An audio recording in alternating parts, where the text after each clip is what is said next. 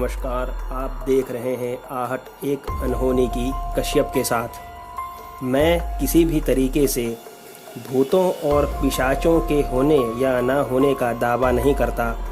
ये तो अपनी अपनी सोच और अनुभव पर निर्भर करता है। ऐसे कई किस्से हैं जो लोगों के साथ घटित हुए और उन्हीं के अनुभव या कहें कि उन्हीं के जहन में दबे रह गए। ऐसे ही खौफनाक और दिल दहला देने वाले किस्सों के लिए जुड़े रहिए आहट एक अनहोनी की चैनल के साथ। राजकोट लिमड़ी हाईवे, जो वैसे भी काफ़ी बदनाम है गुजरात में होने वाले गमख्वार अकस्मातों के लिए, उसी हाईवे पर घनी सी रात में वो थरथराई सी हाईवे पर खड़ी थी। हर आते जाते मुसाफिर को हाथ देती।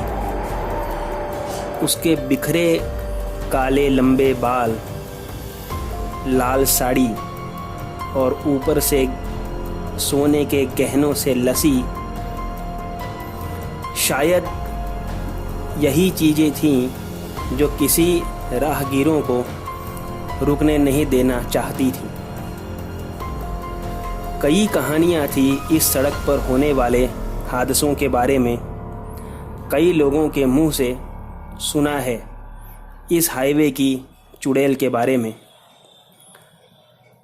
लाल कपड़ों में लोगों को हाथ देती वह औरत उनकी गाड़ियों में बैठती जो गाड़ी रोकते, और जो नहीं रोकते उनकी गाड़ियों के पीछे दौड़ती और उस गाड़ी का एक्सीडेंट हो जाता। हालांकि सबूत तो कोई न था, पर हर साल 30 से 40 कारें, ट्रकें या कहें कि बसें अपने मालिक को लील लेती थीं इस हाईवे पर। हर कोई इसे चुड़ैल वाले हाईवे के नाम से जानता था, या यूँ कहें कि जानता है। और ऐसी जगह पर एक लड़की का होना किसी को हजम नहीं था। कारें गुजर रही थीं और वह हर कार को हाथ हिला हिला कर रोकने की कोशिश में लगी थी, पर कोई भी कार रुकती न थी। रात काफ़ी हो चुकी थी।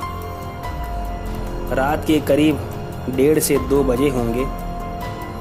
एक ब्राउन कलर की डस्टर कार उस लड़की को देखकर रुकी।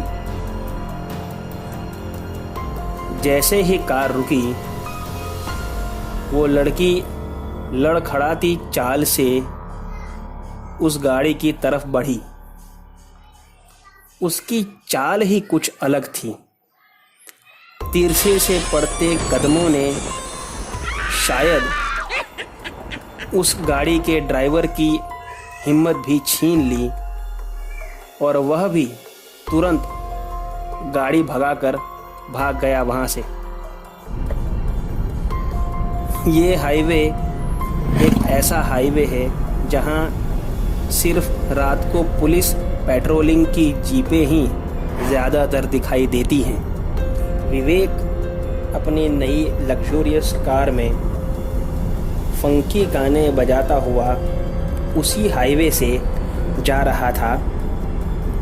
तभी अचानक उसकी गाड़ी झटके खाने लगी, और झटके खाते खाते अचानक रुक गई। अपनी गाड़ी को गालियां देते हुए अचानक उसके दिल की धड़कन जैसे रुक गई जब उसने देखा कि बाहर वही लाल साड़ी वाली औरत खड़ी थी। आखिर उसने भी तो सुन ही रखा था ना इस हाईवे की चुड़ैल के बारे में। विवेक राम का नाम लेते हुए डरा सहमा सिर्फ उस औरत के सामने देखे जा रहा था, और वह औरत उसके सामने देख रही थी।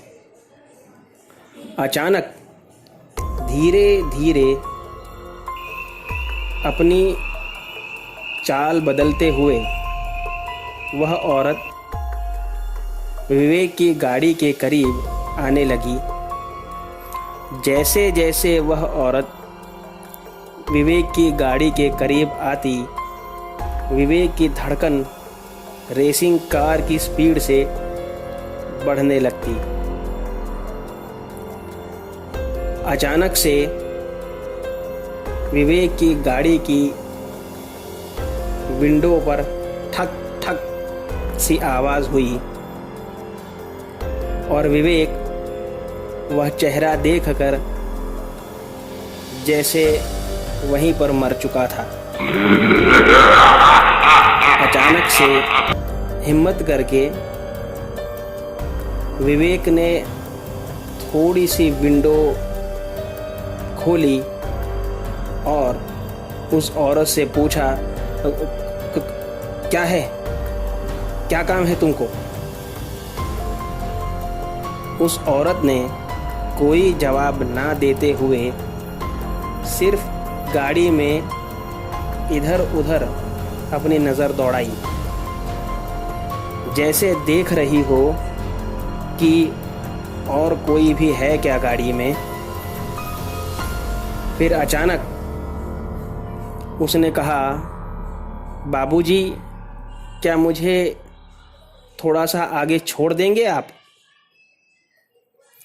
उसकी आवाज़ में काफ़ी कंपन था, ऐसा जैसे उसे काफ़ी ज़रूरत हो कहीं जाने की। विवेक के पास कोई रास्ता तो था नहीं। विवेक ने कहा कि मेरी कार बिगड़ी है, मैं आपको कैसे लिफ्ट दूं? उसने कहा, आप गाड़ी चालू तो कीजिए।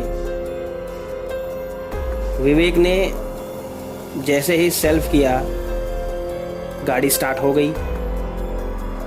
तब उस औरत ने कहा कि क्या अब आप मुझे आगे छोड़ देंगे? विवेक ने गाड़ी का दरवाज़ा खोला और उससे कहा कि बैठिए।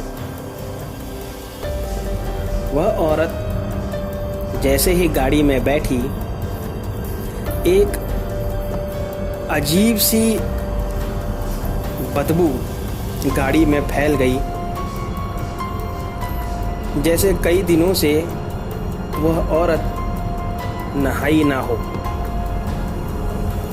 उसके गले में लिपटी हुई मिट्टी यही चीज़ चीख चीख कर कह रही थी। विवेक ने उस औरत से पूछा कि इतनी रात गए आप यहाँ क्या कर रहे थे? उस औरत ने झटके से अपना चेहरा विवेक के तरफ किया और विवेक से पूछा कि कुछ जानते नहीं हो क्या? तब विवेक ने पूछा कि किस बारे में? तब एक अजीब सी हंसी उस औरत के होठों पर थी, लेकिन कुछ ना कहते हुए सिर्फ हाथ दिखाकर उसने इशारा किया कि गाड़ी आगे बढ़ाओ। विवेक काफ़ी डर चुका था और उसने गाड़ी शुरू कर दी। गाड़ी आगे बढ़ने लगी। धीरे धीरे विवेक की हिम्मत खुली। उसे ऐसा लगा जैसे ये सचमुच में कोई ज़रूरतमंद औरत है जिसे कहीं जाना है। विवेक ने उसकी तरफ ना देखते हुए फिर से पूछा कि आप कहाँ जाना चाहते हो। तब उस औरत ने कुछ अजीब सी हंसी हंसते हुए विवेक से कहा कि अब तो तुम्हारी भी वही मंजिल है जो मंजिल मेरी है। ऐसा कहकर वह तुरंत गाड़ी की फ्रंट सीट से बैक सीट पर बैठी दिखी।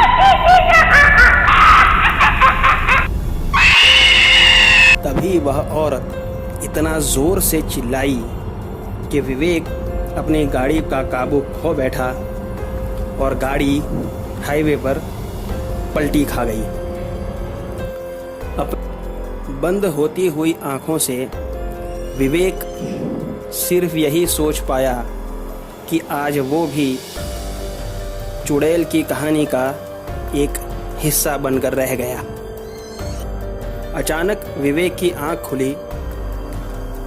हरे हरे पर्दे और नीले कलर के कपड़ों में घूमते हुए स्टाफ मेंबर्स को उसने देखा और तभी उसके कान में कुछ आवाज़ें सुनाई दी कि 21 दिनों के बाद में पेशेंट कोमा से बाहर निकला है।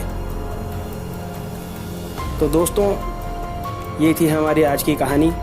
यह कहानी आपको कैसी लगी मुझे कमेंट बॉक्स में ज़रूर बताइएगा। तो मिलते हैं अगली कहानी में। तब तक stay home, stay safe. Thank you.